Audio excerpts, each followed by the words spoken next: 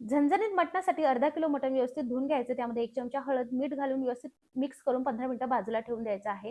त्यानंतर कांदा, टमाटर, आलं लसणाची पेस्ट आणि कोथिंबीर घ्यायची आहे. आळणीसाठी आपण तेल गरम केलंय, कांदा टाकलाय, टमाटर टाकायचंय, आलं लसणाची पेस्ट टाकायची, कोथिंबीर टाकायचं आणि मटण टाकून द्यायचं. पाणी सुटू द्यायचं. त्यानंतर झाकण ठेवून 2 ग्लास पाणी त्यामध्ये टाकायचं. गरम झाल्यानंतर अशा पद्धतीने मंद आचेवर 3 शिट्ट्या काढायच्या. 2 कांदे परतून घ्यायचे, खोबरं घ्यायचं, त्यानंतर 2 चमचे धने, थोडीशी खसखस घ्यायची. खसखस जोपर्यंत ब्राउन होत नाही तोपर्यंत भाजायचा. थंड झाला की लसूण टाकायचा, कोथिंबीर टाकायचा, आलं टाकायचं आणि थोडं-थोडं पाणी टाकून मसाला बारीक काढून घ्यायचा. त्यानंतर इकडे आपलं मटण सुद्धा शिजतं आणि मुलांसाठी बाजूला काढायचं. कढईमध्ये मी 2 ते 3 चमचे इकडे तेल घेतलंय.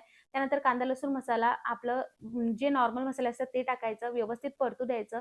त्यामध्ये तुम्ही चिकन मसाला सुद्धा टाकू शकता आणि गरजेनुसार मीठ टाकायचे. शिजू द्यायचं 5 ते 7 मिनिटं. झणझणीत असं आपलं मस्त मटण तयार झालेलं आहे. मटणाचा बेत असेल तर आमच्याकडे तर भाकरीच बनली जाते. तुमच्याकडे काय बनतं ते कमेंटमध्ये नक्की सांगा आणि आवडला असेल लाईक, फॉलो